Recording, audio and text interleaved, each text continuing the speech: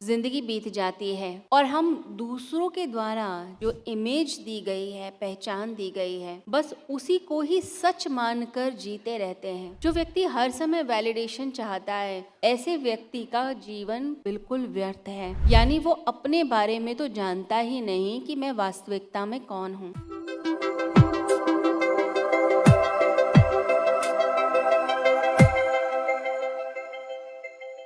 हर व्यक्ति को अपनी जिंदगी में ये अवश्य करना चाहिए कि आपका वास्तविक स्वरूप क्या है, इसे पहचानने का प्रयास करना चाहिए। जिंदगी बीत जाती है और हम दूसरों के द्वारा जो इमेज दी गई है, पहचान दी गई है, बस उसी को ही सच मानकर जीते रहते हैं, उसी में ही डोलते रहते हैं।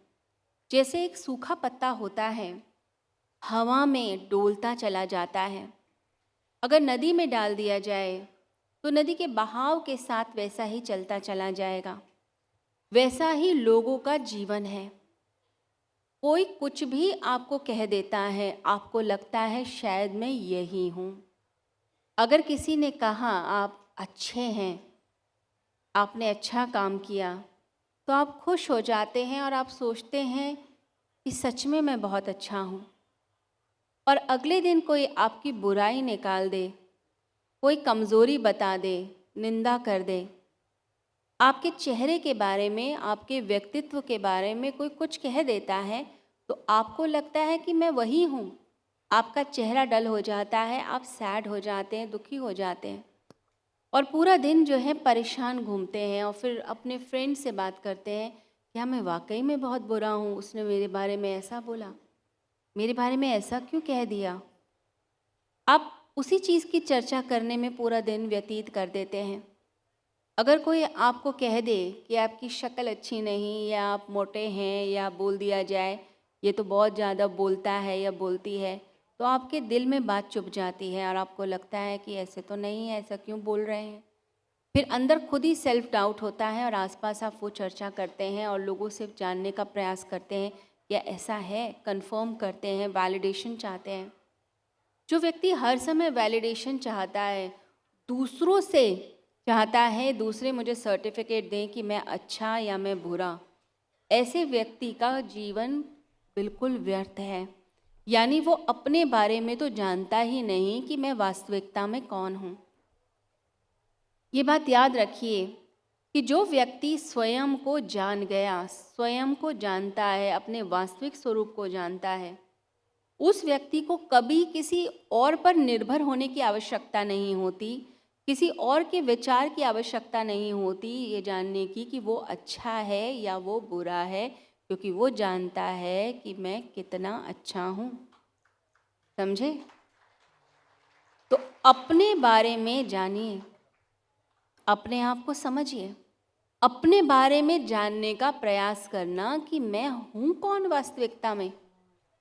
किसी और के ऊपर डिपेंडेंसी नहीं है कि वो मुझे बता रहा है कि मैं अच्छा या मैं बुरा, मैं ऊंचा या मैं नीचा, मेरी औकात क्या है, मेरी वैल्यू क्या है, दूसरा नहीं बता रहा। नहीं तो आप अगर अपने बारे में नहीं जानेंगे तो रोज़ आप परेशान रहेंगे। जो व्यक्ति ज़्यादा परेशान रहता है, जल्दी डिप्रेस हो जाता है, या कहते हैं मैं बहुत टची हूँ, मैं बहुत सेंसिटिव हूँ, मुझे तो ना बड़ा जल्दी बुरा लग जाता है, मेरा जो है दिल बड़ा दुखता है, इसका मतलब है आपने अपने आप को जाना ही नहीं।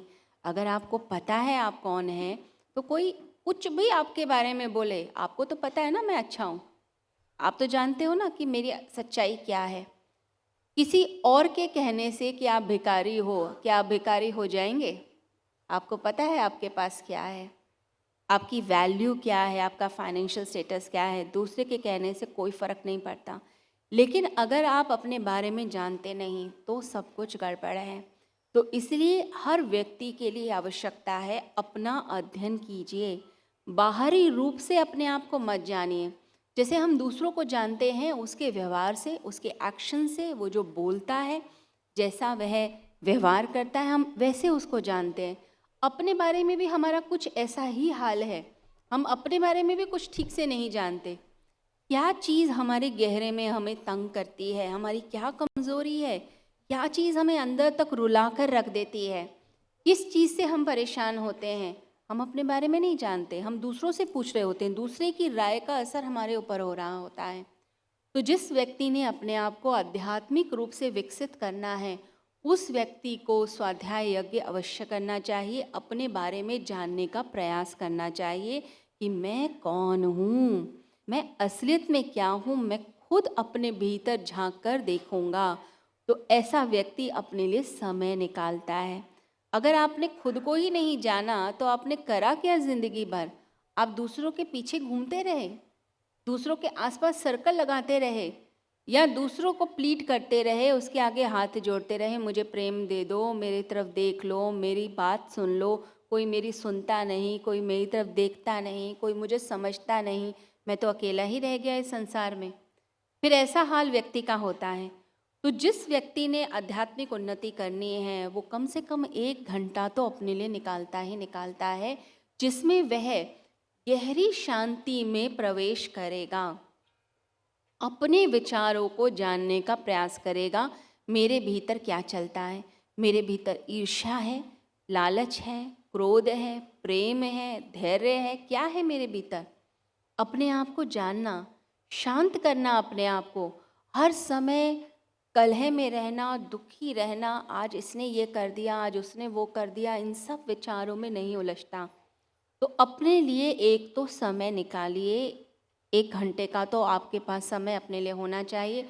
वो आप चाहे डिवाइड कीजिए, आधा घंटा सुबह, आधा घंटा शाम को, जिसमें आप अपनी प्रार्थना कर पाएँ, ध्यान कर पाएँ, अपने बारे में जान पाएँ।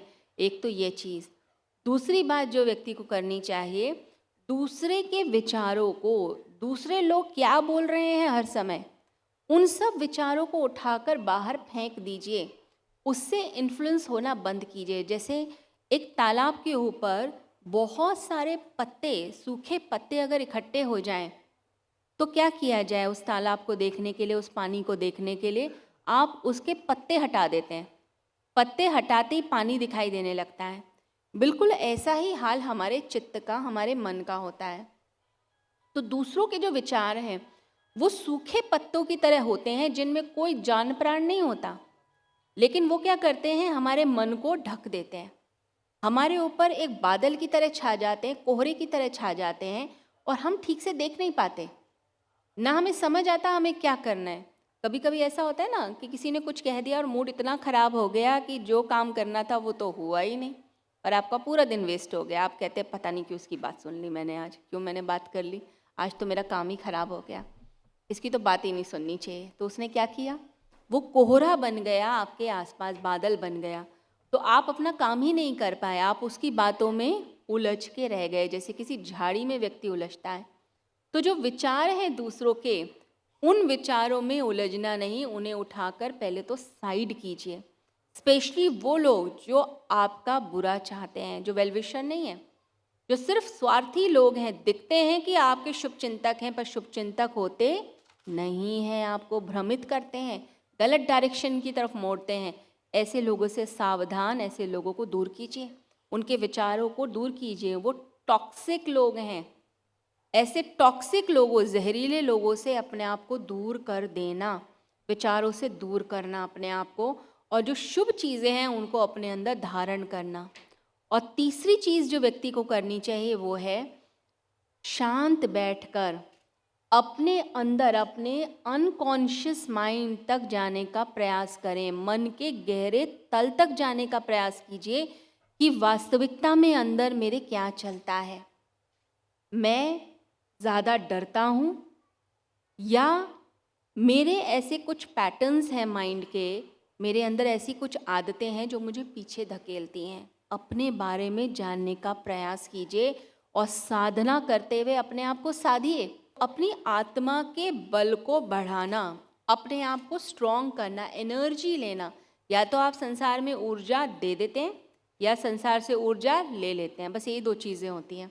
यानी या तो आप लोगों से बात करते करते आपको लगेगा आज तो बहुत थक गए, यानी आपने अपनी सारी ऊर्जा बाहर दे दी, या फिर आप किसी जगह, पवित्र जगह जाते हैं और ऊर्जा लेके जाते हैं और आपका चेहरा खिल जाता है। इसलिए तो सत्संग होते हैं इसलिए होते हैं जिससे आपके अंदर ऊर्जा आ जाए और आप मुस्कुराने लग जाएं। आवश्यकता है अपने अंदर के आत्मबल को बढ़ाने की। देखिए, अगर हम डरते हैं किसी भी छोटी छोटी चीज़ों से, अगर भय पैदा करते हैं, निराशा पैदा करते हैं, अपने आप को पीछे कर लेते हैं, तो फिर वही आदत मन की बढ़ जाती है। जैसे जो लोग अनुशासन में नहीं रहते, फिर उन्हें आदत हो जाती है डिसिप्लिन में कभी रहना ही नहीं है, कभी भी डिसिप्लिन में नहीं रहेंगे, मन की वही आदत हो गई।